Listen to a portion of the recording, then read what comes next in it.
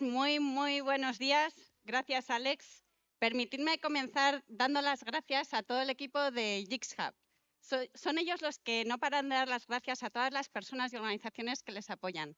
Pero tenéis que ver el currazo que Chaume, que Julián, que Bárbara, Laura, Alex, que todo el equipo técnico están haciendo ahora para hacer posible esto. Gracias por invitarme y permitirme que esté hoy aquí con vosotros.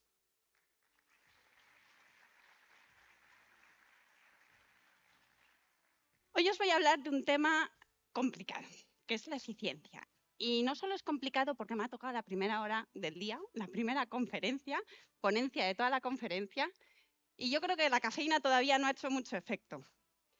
Pero además es muy complicado porque es muy difícil hablar de eficiencia y dar ejemplos concretos, tangibles, que nos sean de utilidad, pero a la vez lo suficientemente genéricos para que sean de aplicabilidad a todos vosotros, que al final trabajáis en industrias muy diferentes.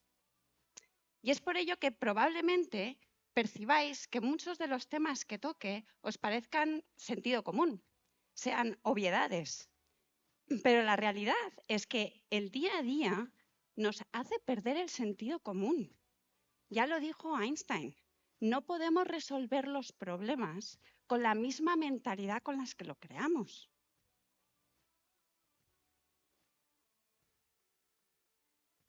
Es muy importante para hablar de eficiencia el entender el por qué es importante la eficiencia. Y para eso, permitirme hablar un poquito sobre mí antes.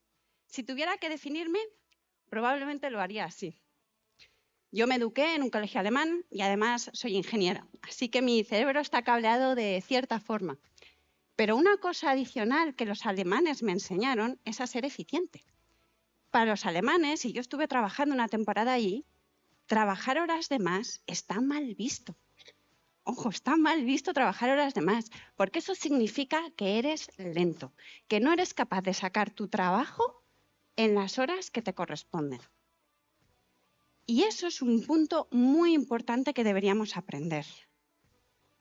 Hace 6 años, después de trabajar más de una década, ya lo ha comentado antes, Alex, para dinosaurios multinacionales y entrar en esa dinámica tecnológica, decidí dar un cambio brusco y crear mi propia empresa. Por supuesto, no podía ser una empresa cualquiera, tenía que ser una empresa con el potencial de cambiar el mundo. Llevo 5 años pagando nóminas y no solo sobreviviendo. Tengo el orgullo de decir que somos una de las 5 empresas que está cambiando la forma de autenticación en Internet compitiendo en la liga global. Y esto es, sin duda, gracias a nuestra mentalidad de eficiencia absoluta y alto rendimiento. Esta semana estuvo Sam Altman en Madrid, en la IE, y estuvo comentando que en el futuro veremos empresas unicornio gestionadas por una sola persona. O sea, imaginaros empresas que ganan más de $1 billón de ingresos gestionadas por un autónomo. Y en verdad creo que este futuro todavía le queda mucho. No debemos estar preocupados por estar en un mercado competitivo donde debamos competir con este tipo de empresas. Pero permitidme daros datos un poquito más actuales. Esta es la gráfica que representa los despidos masivos del año pasado hasta la fecha de noviembre de 2022. Como veis, noviembre fue escalofriante. Las empresas tecnológicas se pusieron nerviosas. Tenemos demasiados empleados, hay que echarlos a todos. Pero mirad 2 meses más tarde. Las cifras de noviembre de repente se nos antojaban pequeñas. Y todo el mundo de repente empezó a pensar que las empresas tecnológicas tienen demasiados empleados. Sinceramente, yo creo que eso es un error. Las empresas no tienen demasiados empleados. La medida que hay que mirar es cuál es el volumen de ingresos que esas empresas están teniendo por empleado. Y si os fijáis en esas principales empresas que realizaron despidos masivos el año pasado y comienzos de este, a lo largo de los últimos 5 años han mantenido su ingreso por empleado constante a pesar de haber crecido en ingresos. Twitter incluso bajó. No hemos visto noticias de despidos masivos de Pinterest o de Snapchat. Y es que el volumen de ingresos por empleado es un KPI que muchas veces se monitorea muy poco y, sin embargo, en mi opinión, es uno de los KPIs que mejor demuestran cómo de bien lo está haciendo la empresa. Y es que tenemos esta mentalidad, hablando, por supuesto, de forma general, que cuanto más grande es mi empresa, mejor. Un CTO, cuanto más grande es el equipo que gestiona, mejor lo ha hecho el CTO. Más importante es ese CTO. Cuando, en mi opinión, lo ha hecho mucho mejor el CTO, que es capaz de hacer lo mismo con un equipo más pequeño. Porque, nos guste o no, el nuevo modelo de negocio es hacer más con menos. ¿Cómo reducimos costes?, dice Alex. ¿Cómo bajamos ahora nuestra infraestructura cloud? Es hacer más con menos tiempo, con menos dinero y con menos personas. Y ese sí es el mercado competitivo en el que nos movemos. No queda otra, hay que ser eficientes. Hay que hacer más con menos. Y decís, ok, en mi rol de CTO, la eficiencia es un término etéreo. ¿Cómo lo hago? ¿Por dónde empiezo? Y creo que aquí el principal problema es en la incomodidad que tenemos con la definición de las responsabilidades de un CTO, sobre todo en startups tecnológicas. Y es porque nadie entiende muy bien el rol. Y incluso internamente nosotros hemos discutido cuáles son las responsabilidades que tiene que tener el CTO, sobre todo cuando tenemos otros muchos ingenieros muy valiosos que pueden hacer cosas, que desarrollan, tienen que desarrollar, no tienen que desarrollar. Pero el problema no es que no se entienda el rol del CTO, es que el rol del CTO cambia y debe cambiar. Y es muy diferente dependiendo de si es una empresa en una industria o en otra industria. Si es una empresa muy grande o es una empresa más pequeña.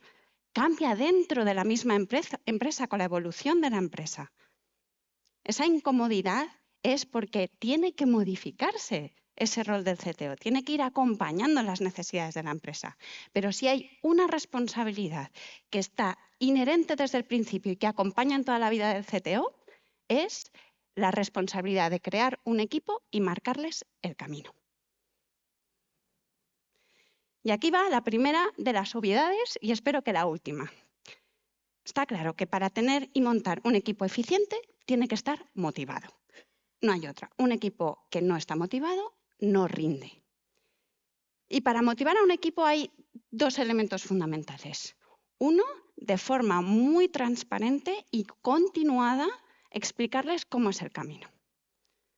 Porque no pueden trabajar en algo sin saber lo que se les viene. Abróchense el cinturón, señores, que se vienen curvas por la derecha, que tenemos un cliente que nos va a romper el roadmap en los próximos 3 meses. Y no estoy hablando de mostrarles el camino en términos de roadmap técnico, no. Estoy hablando de mostrarles el camino en términos de negocio, de mercado, que es lo que está ocurriendo, porque eso es lo que les va a influir en su trabajo del día a día. Y cuando miren para atrás y vean todos los tic-tacs que han hecho, tienen que entender el por qué los han hecho. Pero tan importante es explicar y comunicar de forma súper transparente cómo es el camino, como hacerles querer llegar al destino. Porque de nada sirve decirles, hay que montar este plan estratégico a 3 años. Eso no llega al corazón de nadie. Hay que mostrar objetivos que sean tangibles y que tengan relación directa con el trabajo del día a día. Y para eso lo que voy a intentar es compartiros la experiencia que hemos tenido en Gattaca con 5 elementos que, a mi juicio, han sido fundamentales en asegurar que tenemos un equipo de alto rendimiento.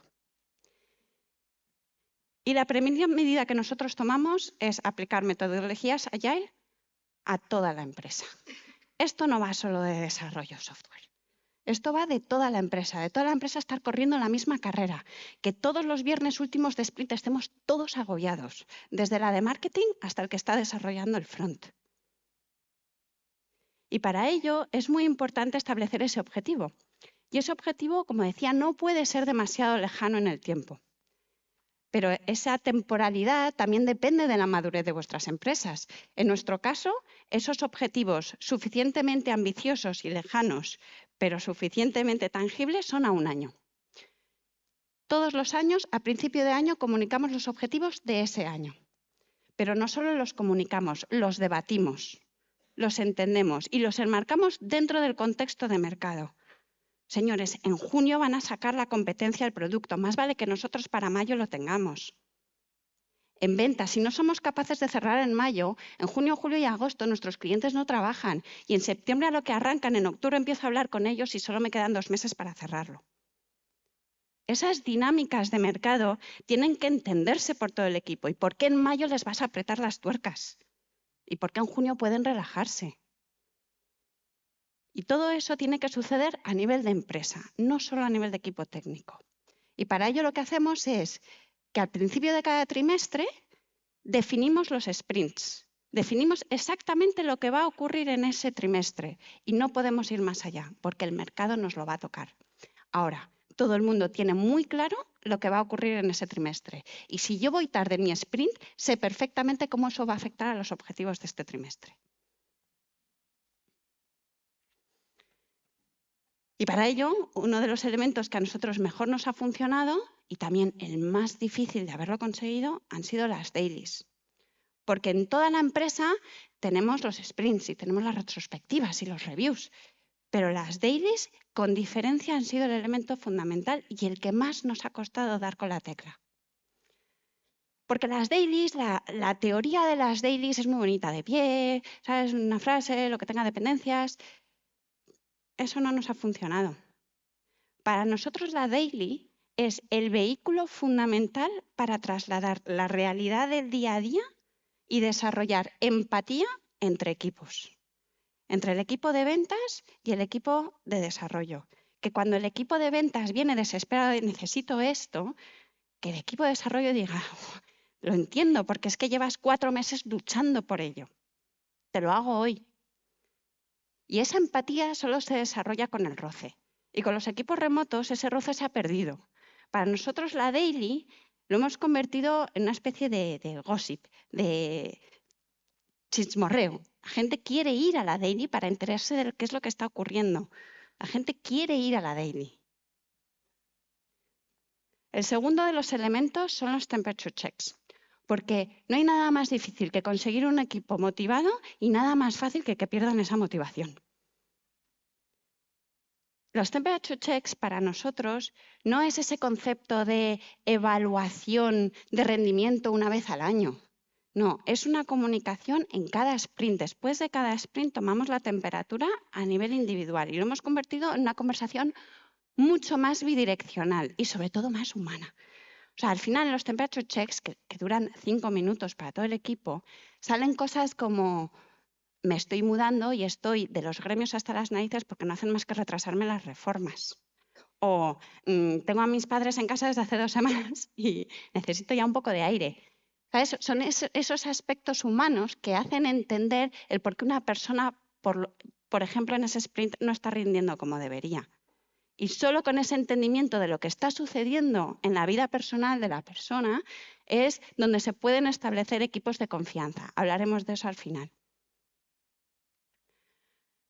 El cuarto elemento, poner valor a vuestro tiempo. ¿Cuántos de vuestros empleados saben cuánto dinero se está quemando al mes en la empresa? ¿Y cuántos saben cómo se traduce eso en el coste de la empresa por hora por persona? No estoy hablando del salario individual de una persona por hora. Estoy hablando del coste medio de la empresa por hora. ¿Cuánto tiempo le cuesta a la empresa vivir durante una hora? Hacer el cálculo y os sorprenderéis, porque entonces tomaréis decisiones de forma muy diferente. Entonces, gastarse 600 euros en que 3 personas del equipo vayan a una reunión interna, a lo mejor ya no tiene tanto sentido. O dejarse un día haciendo una presentación que vete tú a saber quién se la va a leer y gastarse 1.000 euros en ella. No. Si calculáis el coste por hora de lo que le cuesta a vuestras empresas vivir, tomaréis decisiones de una forma muy diferente y seréis mucho más eficientes. Y hablando de presentaciones, el último elemento que a nosotros nos ha servido, ¿cuánto tiempo pasa el ser humano y la sociedad en hacer PPTs? Y a veces es necesario tener elementos gráficos, pero es un agujero negro. Una cosa que nosotros hemos hecho en la empresa y de la que me siento más orgullosa es eliminar de toda comunicación interna y de toda gestión del conocimiento interno los PowerPoints, los Excels y el correo. Si le pedís a una persona de vuestro equipo, oye, ¿me puedes investigar sobre las 3 herramientas que hoy están más de moda para hacer migración de base de datos? ¿Me lo cuentas mañana, por favor? ¿En qué formato lo queréis? ¿En una reunión? ¿Que os mande un resumen por email? ¿Que os haga una presentación? Mal. No es reutilizable. Esa gestión del conocimiento no está escalando. Y como la gestión del conocimiento, todos los sistemas que nosotros gestionamos en la empresa nos pueden soportar hoy, cuando somos una empresa relativamente pequeña, pero están pensados para que nos puedan soportar cuando la empresa soporte 1000 veces, 1.000.000 de veces más de transacciones. Y no estoy hablando solo de sistemas core, estoy hablando de cómo pedir vacaciones. Pero la eficiencia no lo es todo. No es suficiente. Hay una charla muy famosa de Simon Sinek, si no la habéis visto la podéis buscar en internet, y en él trata de comparar la experiencia de los Navy SEAL y cómo trasladar esa experiencia al entorno corporativo. Y en la ponencia cuenta cómo los Navy SEAL conforman sus equipos en base a 2 ejes. Una es el rendimiento, el performance, y otra es la confianza, el trust. Y obviamente todo el mundo quiere a esa persona que rinde, que es una máquina y que además es de plena confianza, obviamente. Y obviamente nadie quiere a esta persona. Esa persona en la que nadie se puede confiar y que encima no hace mucho. Lo curioso es que para un Navy SEAL, que además define el rendimiento como confiarías en esta persona con tu vida y la confianza como confiarías en esta persona con tus hijos, prefiere mucho antes una persona de medio rendimiento, incluso una persona de bajo rendimiento pero alta confianza, mucho antes que esta persona. Y sin embargo, en el entorno corporativo lo hacemos totalmente al revés. Tenemos millones de fórmulas y KPIs para medir cómo de eficiente es una persona, pero tenemos muy pocas formas de medir cómo podemos confiar en esta persona. Así que con esto os invito a que cuando tratéis de buscar la eficiencia en vuestros equipos y diseñar la eficiencia y equipos de alto rendimiento, por favor, no os olvidéis de que para que vuestros equipos confíen en vosotros, primero vosotros tenéis que confiar en vuestros equipos. Gracias.